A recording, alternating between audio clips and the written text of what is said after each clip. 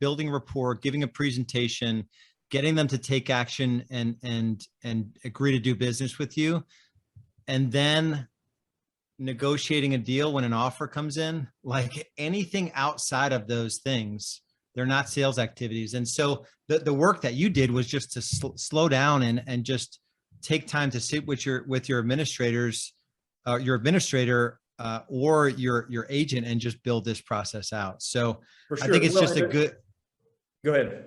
No, I just think it's good to hear you say all the stuff, because if you're listening and you're like, I do that, I do that, I do that, I do that, you're playing the wrong game. Like you cannot scale when you're in all the positions and you're doing the 80% of the job that's administrative. Well, and there's no way my listing agent can list and sell the number of houses that he does if he were doing all that on his own. And so back that up even further, go back, 8 or 10 years when it was me doing it all by myself.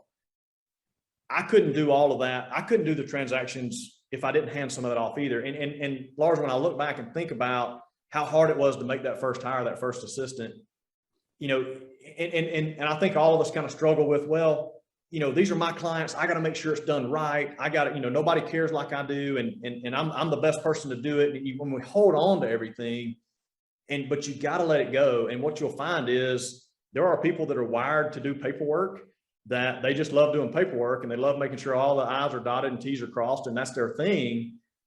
And for a lot of us, it's making more production happen. So if we go do our thing, specialize in that. And so we broke our team out where we basically consider ourselves specialists. You're a listing specialist, buyer specialist, or you're on the admin team. And, so you specialize in those roles and you're able to get really good at those specific roles. And that's just what you do. And then as a team, we're all able to go further together than we could all do individually. And it's a win-win for all of us.